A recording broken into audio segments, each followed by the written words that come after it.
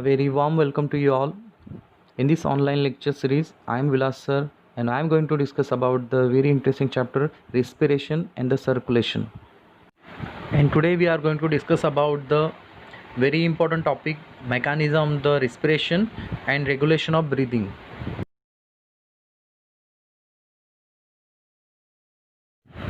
In previous lecture we discussed about the definition of a respiration, and simply the respiration is a biological process involving the exchange of gases between the atmosphere and the lungs, and it results in the formation of ATP molecule. So it is the most important process for the living being. In that we are going to discuss the breathing, external respiration, internal respiration, and the cellular respiration. Human possesses a pair of lungs located in the chest region. The two lungs hang free within the cavity, being connected to the rest of the body only at the position where the lungs, blood vessel, and the bronchus enters. The thoracic cavity is bonded on its side by ribs, which are capable of flexing, and diaphragm, which forms the floor of a thoracic cavity, is a large dome-shaped sheet of a skeletal muscle that separates the thoracic cavity from the abdominal cavity. Each lung is covered by the very thin, smooth membrane called pleural membrane. A second pleural membrane marks the interior boundary of a thoracic cavity, dividing it into the halves. Each lung is suspended in its own cavity. Within the cavity, the blood or the respiration is carried out by the supported by intrapleural fluid. The breathing or the pulmonary ventilation consists of two phases: inspiration, that means inhalation of air; expiration means expel out the air, that means in the form of carbon dioxide. Inspiration or inhalation and expiration or exhalation are accomplished by the alternately increasing and decreasing the volume of thorax and lungs. So for your reference, look at the picture 8.5 in front of you. Let us see inspiration. The inspiratory muscles, diaphragm and the external intercostal muscle, contracts to accomplish the inspiration. During quiet breathing, before the breathing of an inspiration, all the respiratory muscles are relaxed in position. At the onset of inspiration, the inspiratory muscles are stimulated to contract, enlarging the thoracic cavity. The major inspiratory muscles in the diaphragm is in relaxed position. The relaxed diaphragm has a dome shape. When the diaphragm contracts, it descends downwards, enlarging the volume of a thoracic cavity by increasing its vertical dimension. 70% of enlargement of a thoracic cavity during quiet inspiration is accomplished by contraction of a diaphragm, and the two set of intercostal muscle lie between them in the ribs region. Let's see expiration. Quiet expiration is a passive process. At the end of the inspiration, the inspiratory muscles relax. The diaphragm assumes its original dome-shaped position when it relaxes, with no forces expanding the chest wall. The chest wall and the stretched lungs recoils to the pre-inspiratory sizes because of their elastic properties. As the lungs recoils and become smaller in volume, the intra-alveolar pressure rises because the greater number of the air molecules contains within the larger in the lung region, and the volume at the end of the inspiration are now compressed into a smaller volume. In a resting expiration, the intra-alveolar pressure increases above atmospheric level to 762 millimeter Hg. Air now leaves the lungs down its pressure gradient from a higher intra-alveolar pressure to a lower atmospheric pressure. Outward, the flow of air ceases when the intra-alveolar pressure becomes equal to atmospheric pressure and the pressure gradient no longer exists. Let's see external respiration or exchange of gases at alveolar level. The purpose of the breathing is to provide a continual supply of oxygen and to constantly remove carbon dioxide from the body. Blood acts as a transport system for oxygen and carbon dioxide between the lungs and the tissues, with the tissues cell extracting oxygen from the blood and eliminating carbon dioxide into it. The exchange of oxygen and carbon dioxide between alveolar air and the pulmonary blood occurs via the passive diffusion. The alveolus consists of a layer of simple squamous epithelium in the resting of a basement membrane. It is intimately associated with the dense network of blood capillaries. The blood capillary wall is also made up of simple squamous epithelium resting on its basement membrane. In both the layer, it having the similar structure and they have a thin wall. They make up the respiratory membrane through which gases exchange is occur, that is between alveolar air and the blood vessels. Let's see the pulmonary gases exchange. As blood passes through the lungs, it picks up oxygen and gives out carbon dioxide simply by diffusion down partial pressure gradient between blood and alveoli. Blood entering the pulmonary capillaries is systemic venous blood pumped to the lungs through the pulmonary arteries. This blood, having just returned from the blood or body tissue, is relatively low in oxygen. With the partial oxygen, it is 40 mmHg and it is relatively high in carbon dioxide with the partial carbon dioxide of a 45 mHg. As this blood flows through the pulmonary capillaries, it is exposed to the alveolar air. Because the alveolar partial oxygen at 100 mmHg is higher than the partial oxygen, it is a 40 mmHg in the blood entering in the lungs. Oxygen diffuses down its partial pressure gradient from the alveoli into the blood until no further gradient is exist.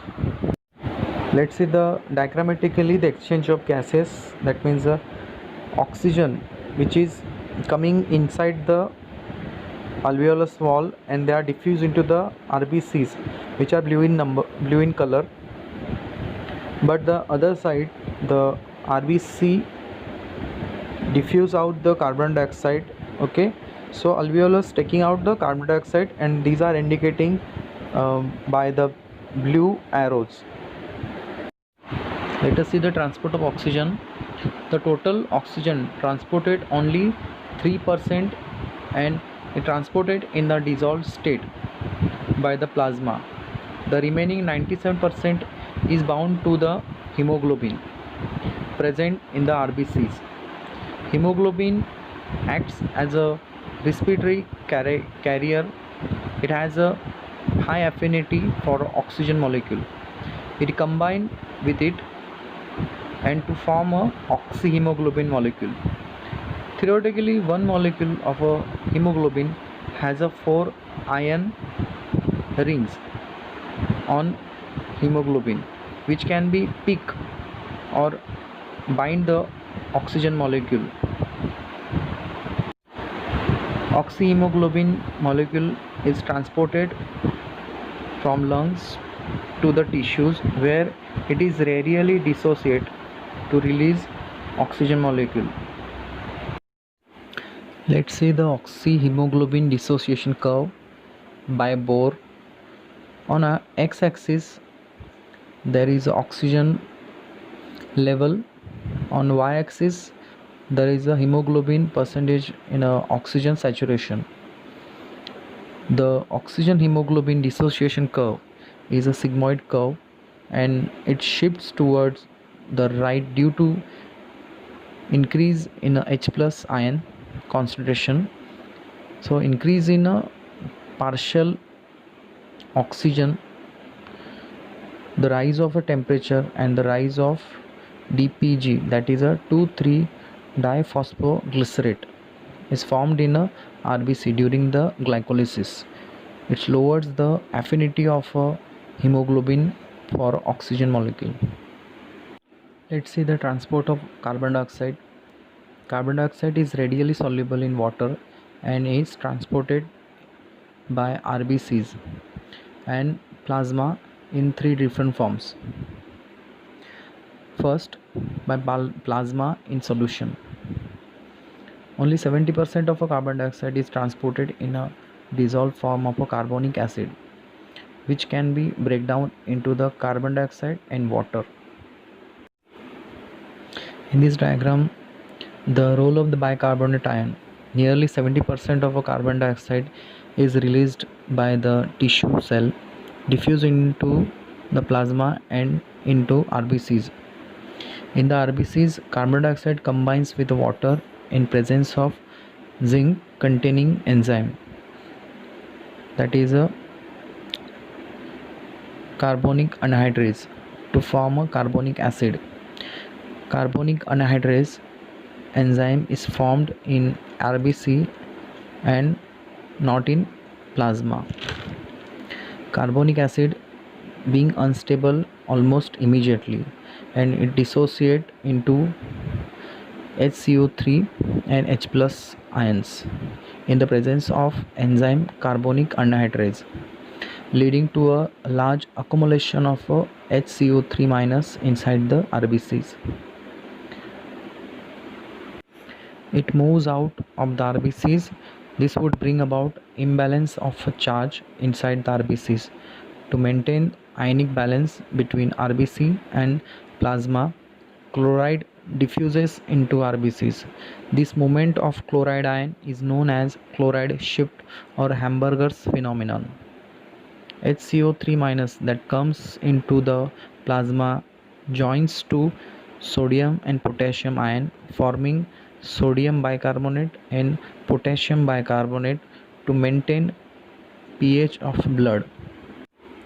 The level of lungs in response to the low partial pressures of carbon dioxide of alveolar air, hydrogen ion and bicarbonate ion recombines to form carbonic acid, and under the influence of the carbonic anhydrase yield carbon dioxide and water molecules.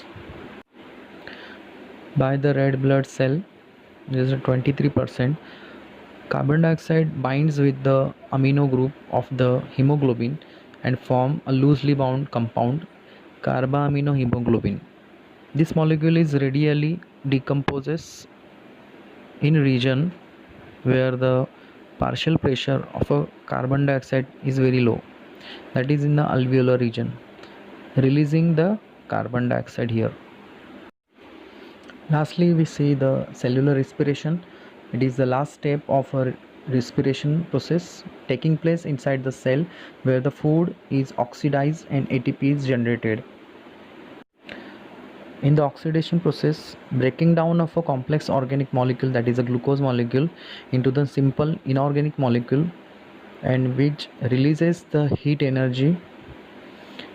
In this reaction, we see the glucose molecule in the presence of oxygen.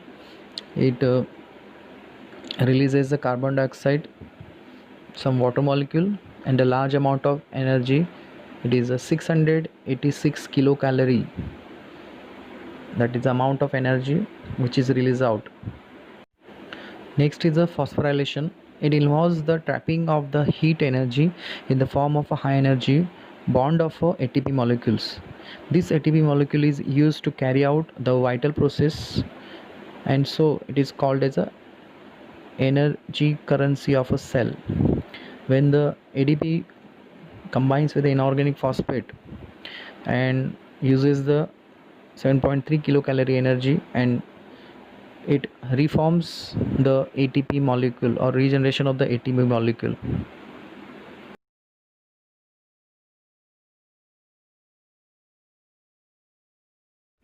The neural mechanism or the respiratory system with the medulla and the pons soroli are involved in the regulation of the ventilatory pattern of a respiration. Chemoreceptors in the medulla and in the aortic and carotid bodies of the blood vessels that detects the changes in the blood pH and signals the medulla to correct those changes. In involuntary respiration is any form of a respiratory controls that is not under direct conscious control. Breathing is required to sustain the life. So the involuntary respiration allows it to happens when the voluntary respiration is not possible, such as during the sleeping condition. Involuntary respiration also has a metabolic function that works even when person is in conscious condition. Human can breathe approx 12 times per minute, while the newborn child breathe 44 times per minute. Inspiration, when the lungs expands to a critical point, the stretch receptor are stimulated and impulses are sent along with the vagus nerves to the expiratory center. The inspiratory muscles relaxes and expiration follows as air leaves the lungs during expiration. The lungs are deflated and the stretch receptor are no longer stimulated. This inspiratory center is no longer inhaled and a new respiration begins. These events are called Hering and Brewer reflex. It controls the depth and rhythm of respiration. It also prevents the lungs from inflating to point of bursting. Lastly, respiratory center has connection with the cerebral cortex, which means we can voluntarily change our pattern of breathing. Voluntarily controls also protective because it enables us to prevent water or irritating gases from entering into the lungs region. I hope you had understood the today's concept about the respiration, the mechanism and the regulation. So in coming lecture we will come up with a new topic from the same chapter in the part 3 of the session. So thank you very much again.